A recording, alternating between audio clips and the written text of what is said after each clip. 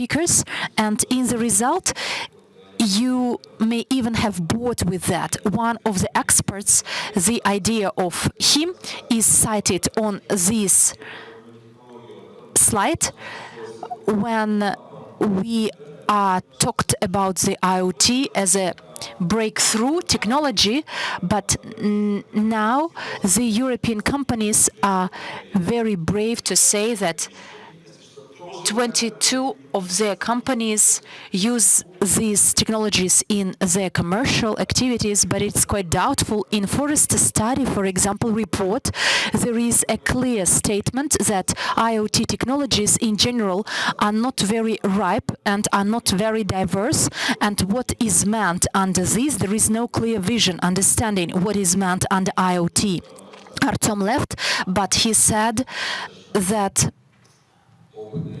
quite experienced persons engaged in industrial automatization, they shared the view why IoT. IoT, these are the things we have developing for a long time. We used to have controllers, but now they are called differently, and there is no difference. But actually, it is not the case.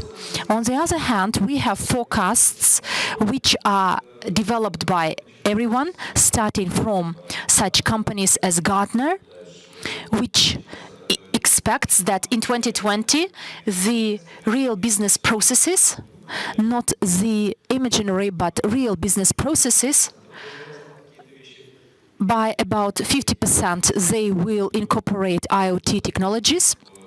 IDC plans that in a year, there will be 1.3 billion US dollars investments in the development of IoT, and accordingly, the number of attacks and threats will increase dramatically. And the Juniper, which expects that by 2021, after 4 years, there will be 46 billion units of IoT devices in the world, which increases the number of global population. On the other hand, these forecasts are quite optimistic, and we cannot ignore them, even if they are not fully implemented, but anyway, it will influence our life dramatically. And an important aspect here is security. If you look at those devices which are available now, most of them, many of them are produced very urgently to cover the demand without the proper technical analysis. And the problem of login passwords, particularly default passwords, you may not read that when the guys analyzed the system of very popular video cameras, they found out that they have a default login password, but any password works in them. This is our reality. The product which is very popular, which is in high demand, which is sold in our stores in the former former Soviet Union countries, and you can purchase this camera and install it at your home, but it turns out that everyone can access it quite easily.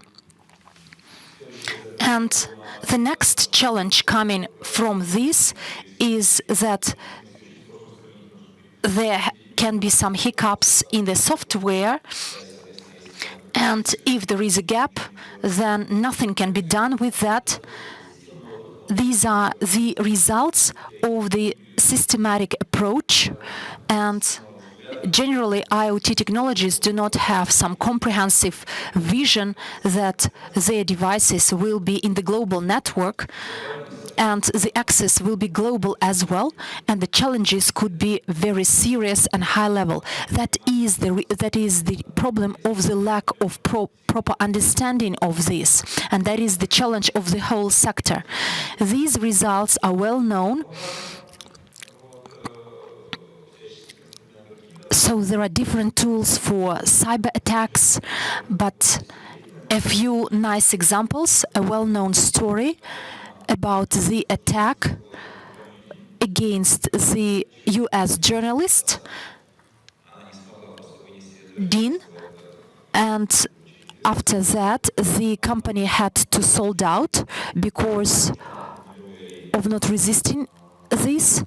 And this is a well-known example. Another media agency, and quite probably these are good resources, good entities that have nice resources, and the US regulator, FCC, it was broken down for quite a long time.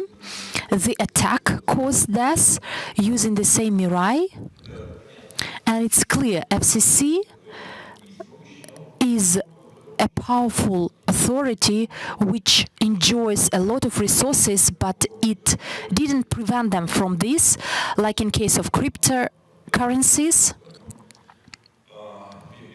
Two stock exchange, quite large one of them was closed down because of their non-resistance to these attacks, and they ceased their operations. And this is the result of this responsible behavior of those persons that manufacture devices, IoT devices. And these problems spreads out, and the government starts thinking what to do, how to cope with that. And Ron Schneider, a person, an expert in security, which is not a supporter of some formal procedures, he even is for the strict regulation in the area of IoT technologies and IoT devices. They're quite robust and stringent, and the act which was adopted, it regulates properly what can be done and what cannot be done, and it is in line with those expectations imposed on that law. In the US, there are multi-sum of different organizations that discuss the need, whether the regulation is needed or not, starting from the Chamber of Commerce, which actually includes more or less powerful businesses of the US, and senators. There are a number of senators from both the parties. They are included into the same task force that analyze what is happening in IoT sector. What can be on the opposite side? There was an agent as the self-regulation agency, which creates the method of the development of the rules for themselves that will account that will follow this multi-stakeholder approach. And RIPE community has a lot of successful developments, has a lot of successful practices. Therefore, it will be nonsense not to apply them and not to use those developments and practices we have in the Internet of People with regard to the Internet of Things. Anton Baskov, my colleague, will speak now briefly, because even though we have all these problems in practice, we cannot ignore this IoT, but at the same time, it provides good opportunities to the businesses, including operator businesses. Why we can be there? Because IoT requires new modes or new models of connectivity. You will easily find out that the list of those operators that announce that they would like to have this status and develop new departments in their companies, they have established new units, structures inside their businesses. They're quite serious with that, and this list coincides with the list of the most powerful operators in the world. That is the issue of global connectivity, but for small operators, it also has its opportunities because IoT and the matter of connectivity are closely connected. You cannot be concerned with being the leader, but you shall be concerned with the cost of the services.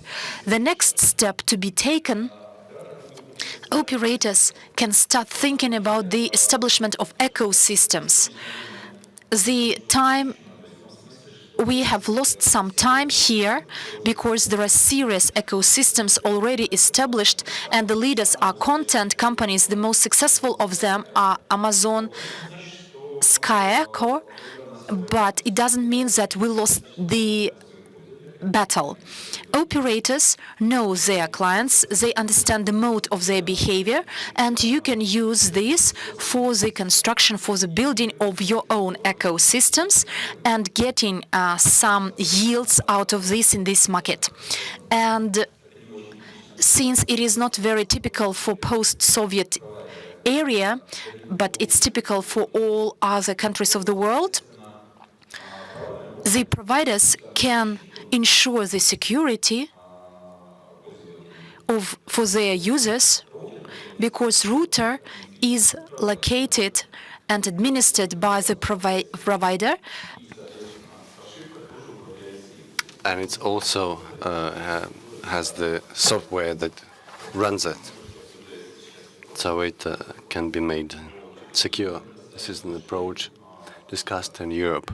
And it's a big plus compared to Amazon, Microsoft, the Google, which in this respect are not moving ahead. Unfortunately, currently the operators have the big inconsistency between the model to providing this level of service and what they're providing now. It's a difficult task, not so easy to achieve. Anton will have optimistic slide, but I treat it as something that will happen the day after tomorrow. I don't think it will develop very fast, but still the analysis is possible and it has a right to exist. Next section will be run by Anton.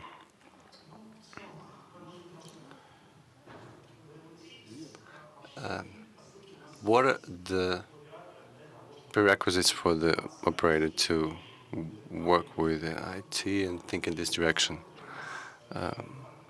How come this is not just a irregular buzzword? It's just a direct access to the client's network, one of the prerequisites. We could see what devices we have. It's also a possibility to make a cloud infrastructure next to the client, possibility to localize the traffic. In some situations,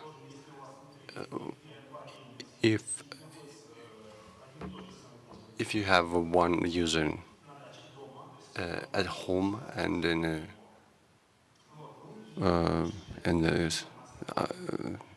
outside the city, you can somehow connect them also, and information about the user. It can relate. Operators can have information about the user, about his calls, and use this information in their own scenarios. Moving to possibilities, as I already said, it's integration of devices in a single system, automatic detection, because devices in network will become smaller every year.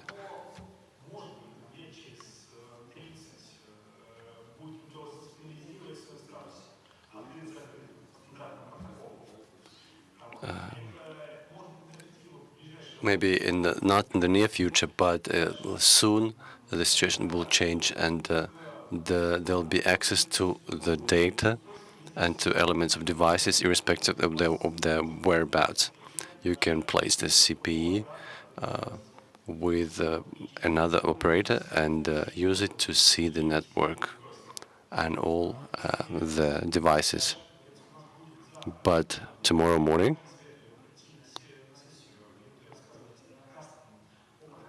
Karsten will tell us about co-op protocol. She'll tell us about the perspective approaches. Maybe it's not so relevant now, but Now we have proprietary protocols spread, but the standard, it will be a standard in 5-10 years, and there will be a place for operators. Also, another point is the security and service. Just like Alexey said, very often devices are not secure and they get obsolete. Software is not always easy to update, possible to update. Who becomes responsible to notify users about these devices, thus minimizing the risks and the losses of the hardware becoming starting to leak your information. So it's the operator who is responsible for the end user here. And the extra services. When we buy a camera, we want to buy all other devices that have similar do similar things. It's better to rent new devices instead of buying them.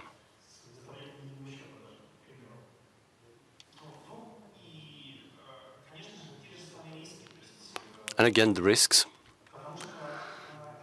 the competition. I can see two competitors. The software producers like Amazon, Microsoft, who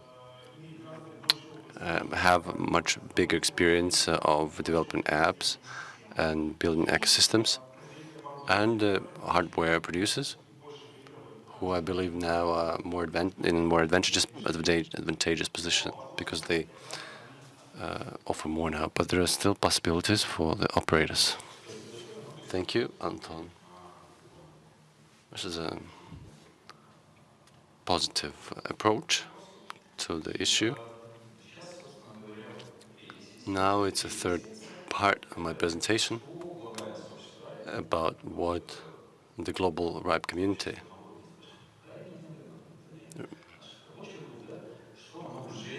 what it already has done to get closer to the IoT industry. Unfortunately, IoT industry is still far away from the operator society community, and we need to be moving in that direction. First, the first item that we checked, first point that we checked, I can claim that it has been verified. We asked the community whether it agrees that the RIPE NCC would do the IT project called RIPE Atlas. You saw the map. We have 10,000 probes around the world. It's a spread system that spread across the globe and solves a lot of tasks. But we're hoping not to make this big probe system a big botnet system. It's one of the problems that we face, but we had enough experience that we're ready to share. And the community agreed with us that RIPE Atlas is a good infrastructure. In Madrid, we made the first BOF at the RIPE meeting, similar to we have in here, but in Budapest we didn't have enough space for the people. So in the 6 months between these meetings, people showed a lot of interest to us to initiate this.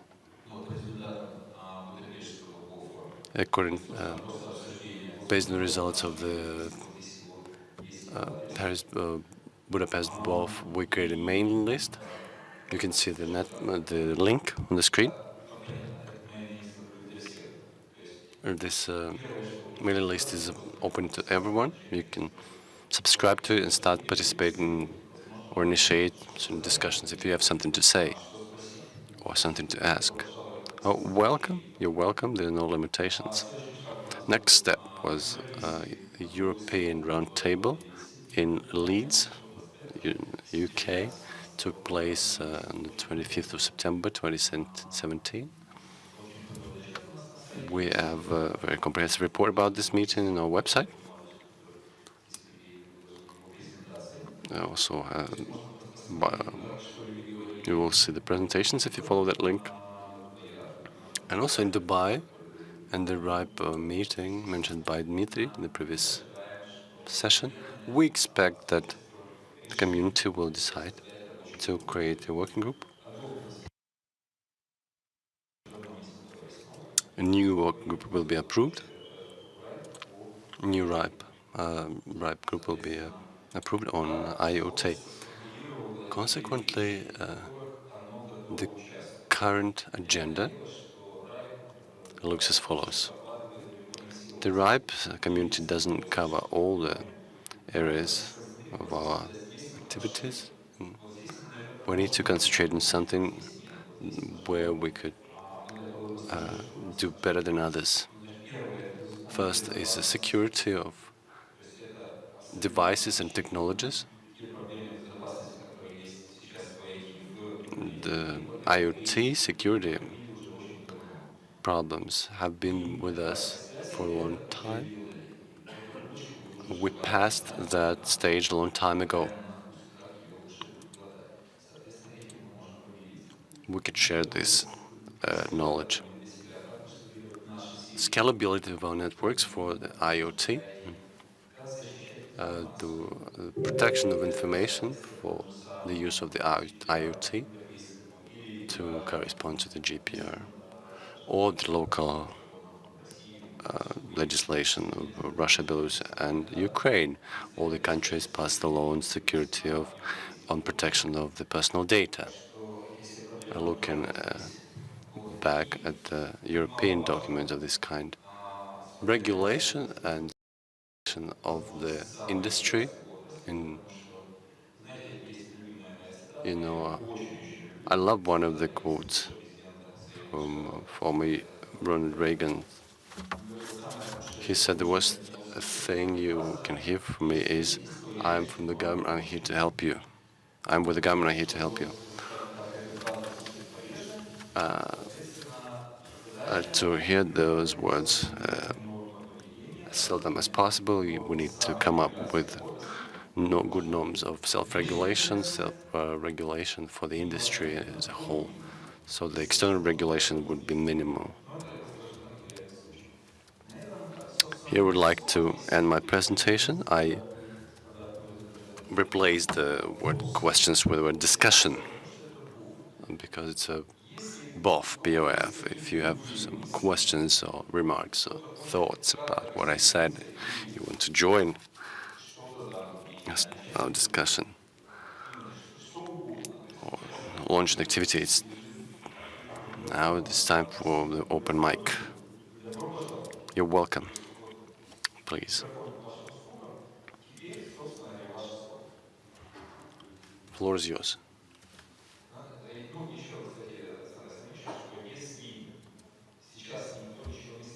If nobody says anything now, it doesn't mean that we cannot restart this discussion later. You saw our Facebook, Twitter, Telegram accounts. You can join us there. We have a mailing list of the big RIPE community.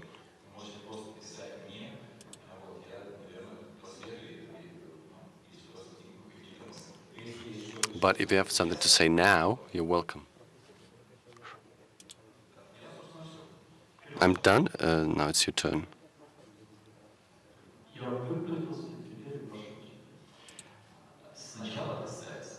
First, introduce yourself, please.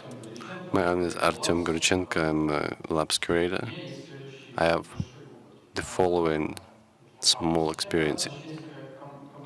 There's a company called Ontika, which organizes a lot of conferences in Russia. they're visited by many people. Hello Plus Plus. They announced that in December in Moscow they'll be organizing a conference called Internet of Things. And I visited, was present at the founding session. I met with people who are now working with IoT in Russia. I heard with them.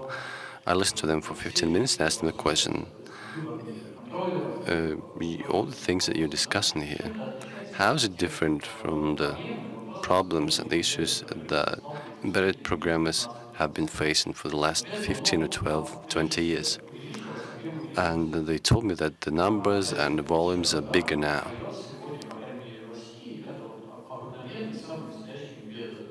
So,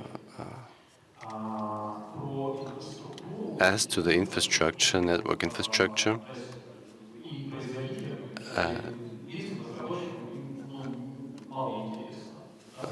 there is not much of an interest for developers and producers. I want to know whether if IoT will develop further, how is it possible to do that? Not the operators, but the people will take more participation in the development of the IoT. Before I need to make a first remark. Very often, IT is a very marketing field term. There's some misconception here, mix-up. The IDC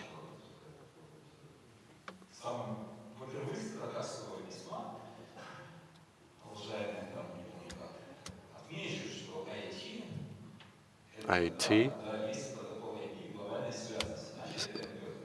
said there's IT when there's a protocol and a global connection, otherwise it's M2M.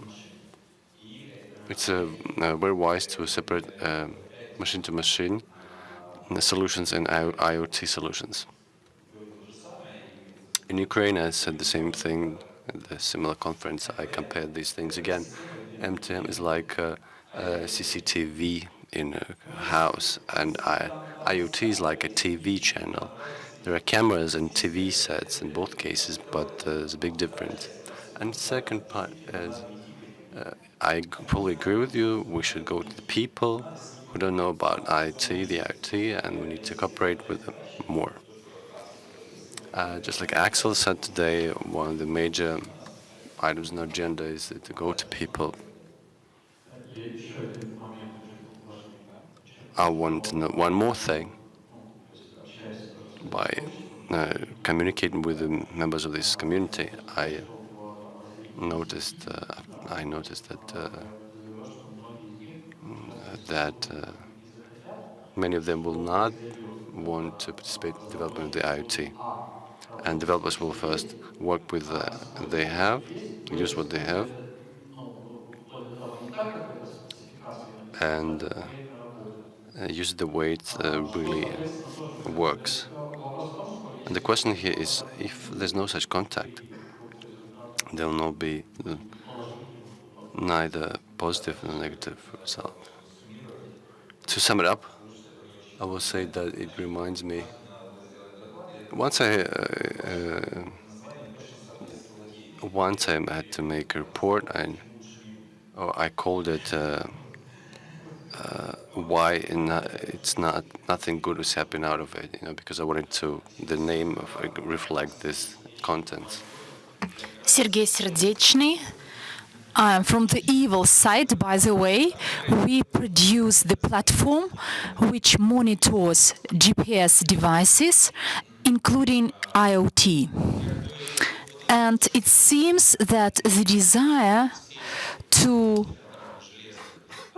support or to go towards the desires of the vendors, hardware vendors, it's quite positive, but we have about several hundreds of devices integrated with our platform, but every vendor, including Uncle Liao in the basement, believes that he can invent a bicycle and it will be better than his neighbors.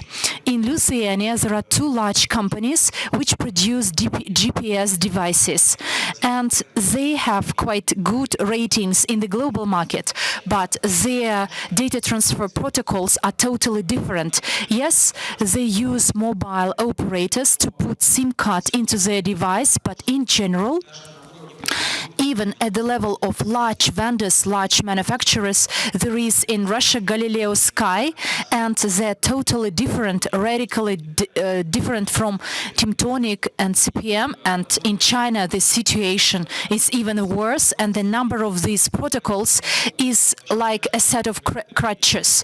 And like the internet community grew from crutches. And I believe that this movement, unless we get a regulator which will develop the standard protocols. For example, there is such a protocol, CNTP protocol. Who invented this protocol? Based on the practices it is. No, it was created by AETF. You know how it is developed organizationally. It's like a ripe community. It has no official status. What did you say?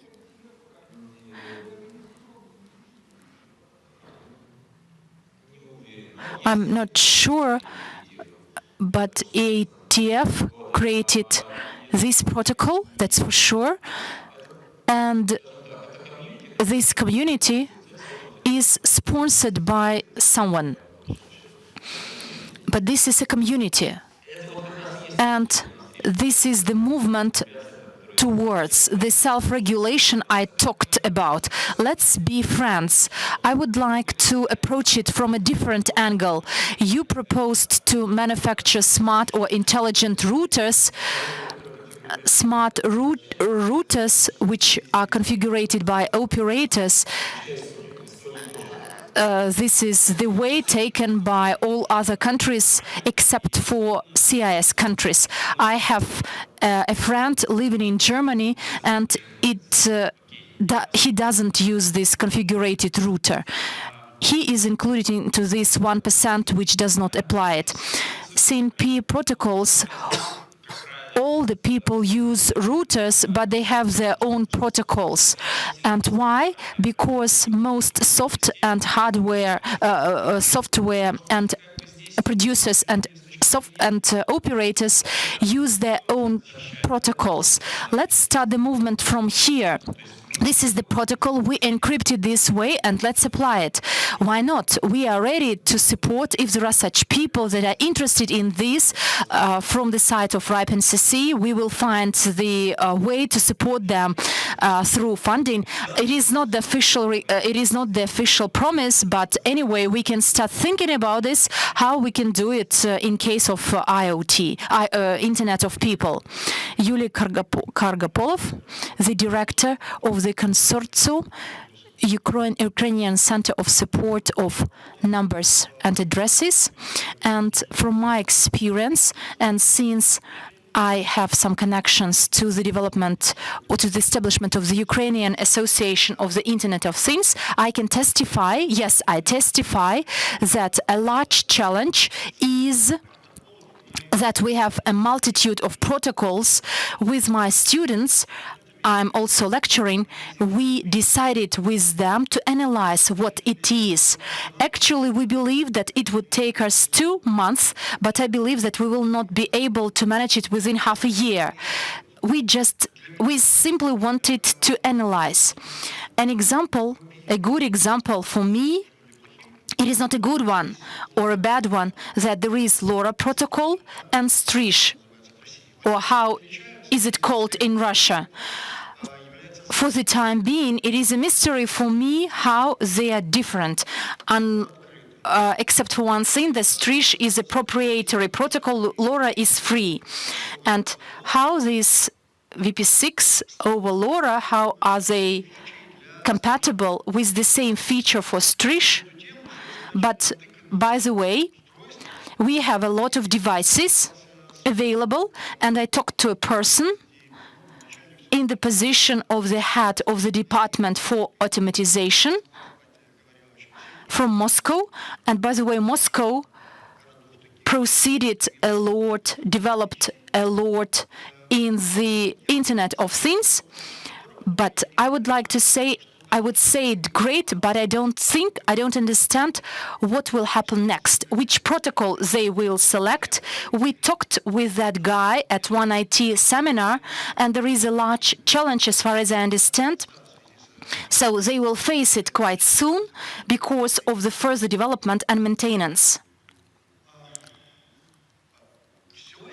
All this suggests that the main task is to understand the architecture which shall be established for IoT.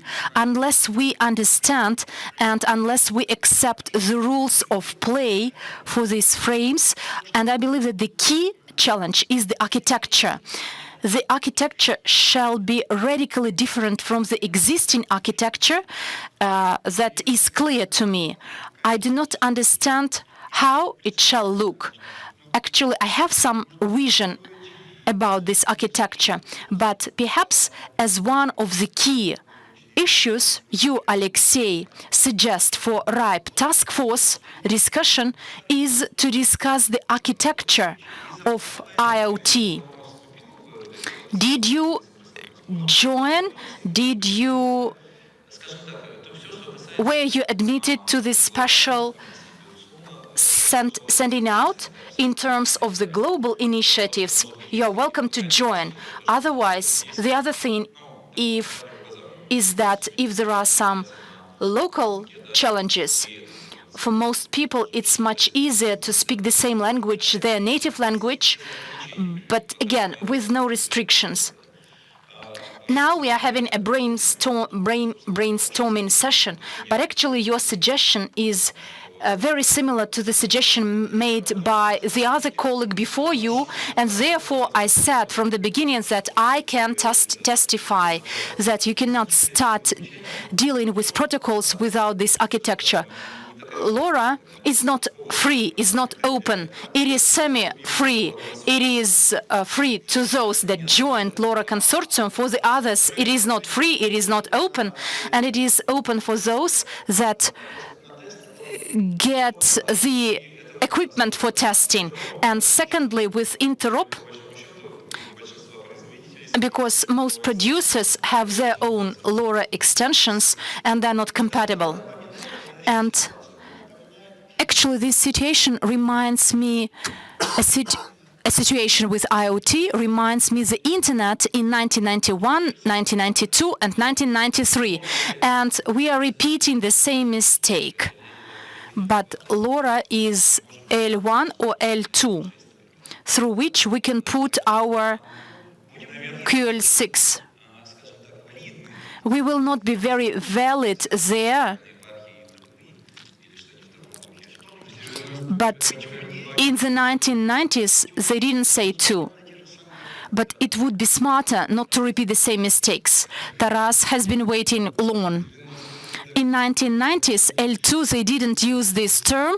It appeared only at the end of the in the end 90s. I have such a feeling that this discussion we have is that everyone has its understanding of IoT. There is no common, more or less common understanding what we are talking about. I would say that embedded programming, but IoT or anything which is available on the Internet, if they communicate through its own network, it has no relations to IoT. Your vision is very similar to DVC vision. The connectivity to global network and the operation independent of the user. But Internet of people, how are we affected by those things that do not cover internet. They have their own protocol. No, we are talking about those things that cover the internet, those that go to the internet.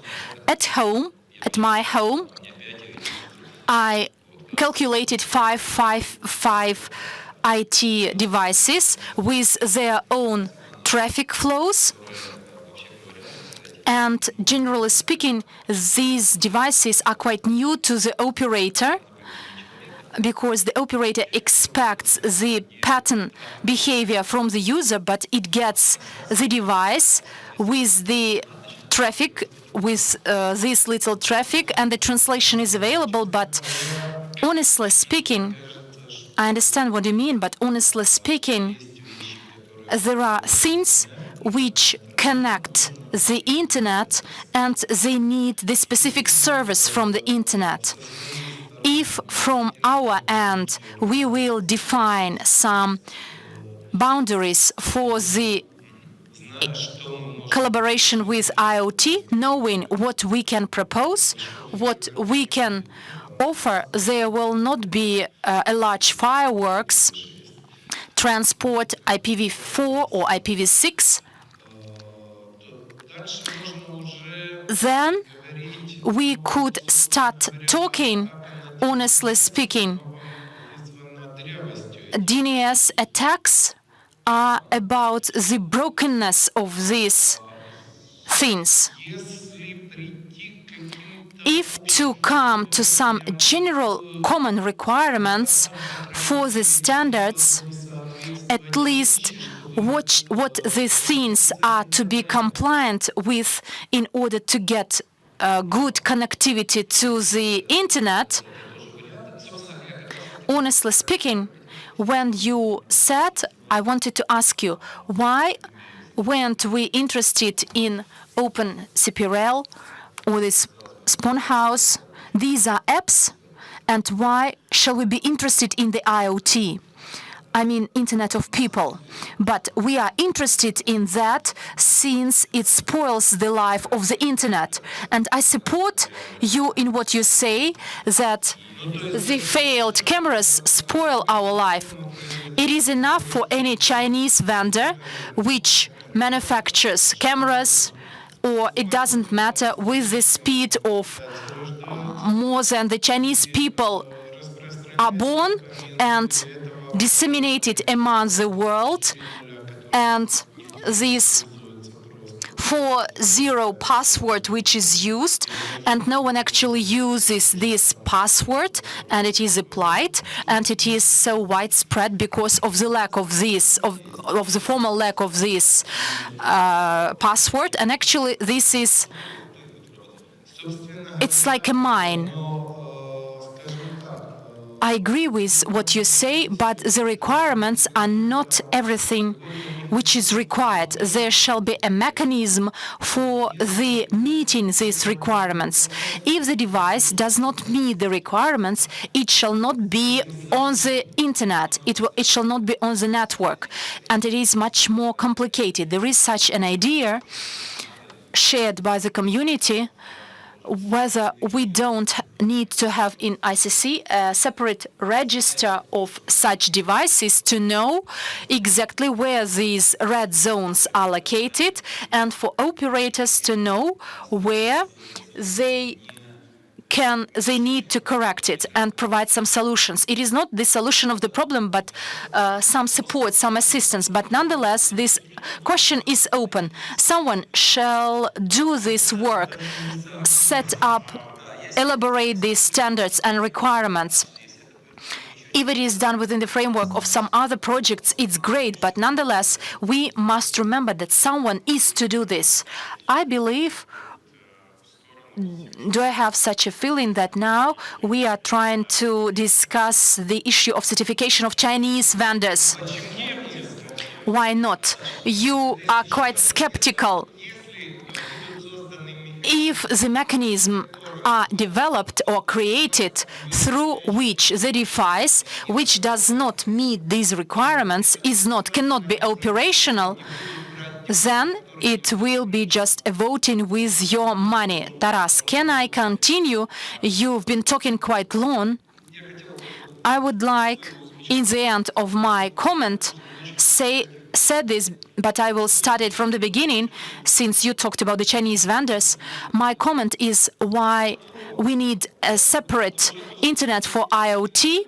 Everyone remembered the Chinese cameras but DDoS, the Morris Woon spread about MCP servers. And they used to be the people, those that process the emails. Something happened to them, and after 25, 35 years, the internet is still living. And this is actually the ground, the lead to my comment. Internet of Things is a live thing.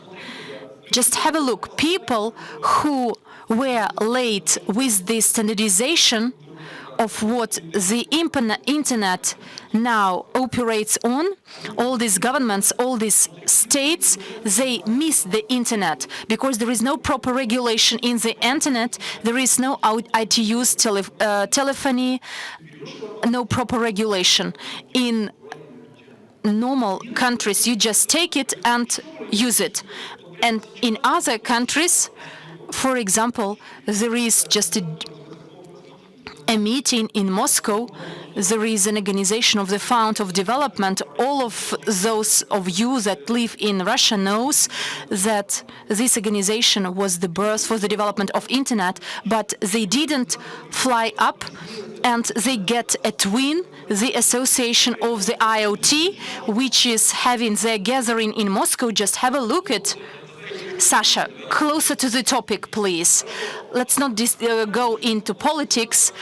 We had Axel Polik's presentation, and he said, "Oh, guys, why don't you participate in PDP? Why there was a nice graph from the Netherlands, Germany, Belarus, Russia, then inactive RIPE NCC. Just have a look. All the events which are available, there is a talk about the IoT, but there is no talk about the development of the proper regulations, which is the basis of the IoT development. Let's talk RIPE Atlas for IoT and start talking about IoT. Sasha, I was provided this badge. I understand that you try to shut down those that have an opposite idea or does not agree with you. I will not argue with you about PDP. You said it yourself that I shall not read it, so I do. Please excuse me, but I will not accept your arguments. Let's stop this discussion. I would like to give the floor to Sasha, since we have some time left. Initially, at the beginning, until Sasha got into some slogans, Sasha said it correctly that this motto, let's discuss the IoT. And actually, quite probably, there is nothing to discuss. And what the network operators can do from their end is to free NATO 66 to close these devices from outside, for the access from outside. How will you detect, how will you find them out, these devices? Or it is quite doubtful. I am almost confident that the organization which will be concerned about this security, the only way how to convince it in a systematic way is to close them down. I don't see a principal difference between NATO and firewall, but firewall is what is actually proposed to do. But apart from that, I have such a feeling that apart from this, we have nothing else possible. What I want to tell you here, my idea was to tell you what is happening there, mostly in Europe. Mostly Europeans do something. They're worried about this. They have some vision of what they want to achieve, maybe here as well. we have people that have the same desires, join this activity or start their own. I wanted to say that it's normal. I don't have a task to head this or promote this thing. I just wanted to say that people have such ideas, and why don't we just do it together? Sasha Semenyaka.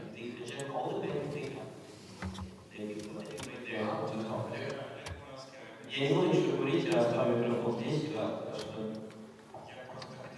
Just wanted to add that ITF started working on IoT protocols, I think about 12 years ago. First wave I see is done when you say that we need architectures and protocols that we need to follow. You need to go to them, go to the ITF. It's all documented there.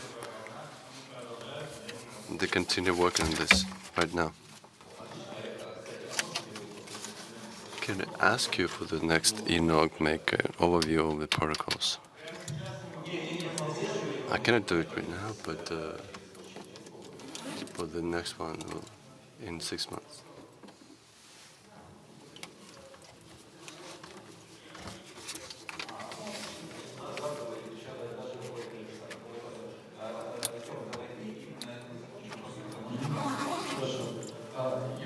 I wanted to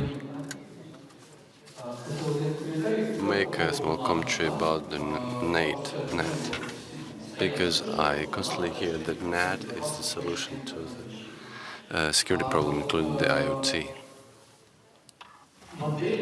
The model where the NAT is the solution to all threats is the model with the threats where the major source of threats is the scanner. And it's a incomplete model because any device, let's give you a simple example, vivid example.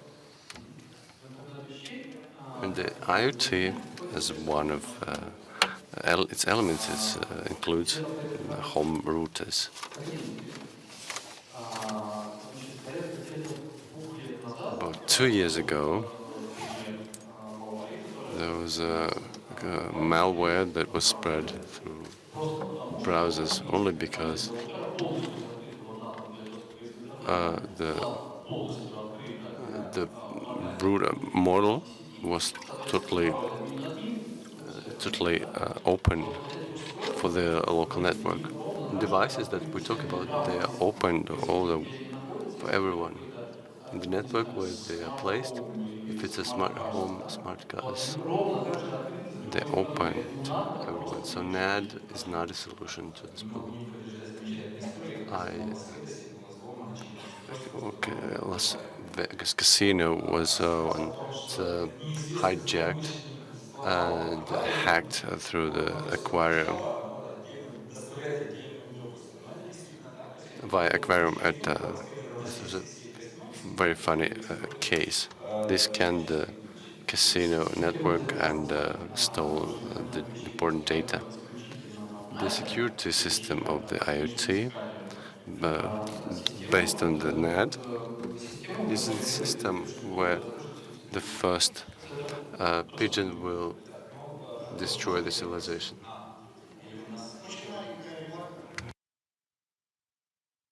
A small remark. We spoke a lot about architecture. I meant not only the technical architecture, but also the architectural management, because nobody calls it the way it should be called. It's called regulation. Regulation by whom? There will not be a self-regulation. It's a regulation from the side of the state, external regulation. How do we treat it? How do we treat this problem? It doesn't fit in my head. Thank you. Anton, please. I watched the discussion, and I think there's a a lot of platforms to discuss IoT, but we're all discussing here operations, and I think the RIPE platform, ENOG platform, could be relevant in terms of operations and this crossroads. Thank you. I think we finish now.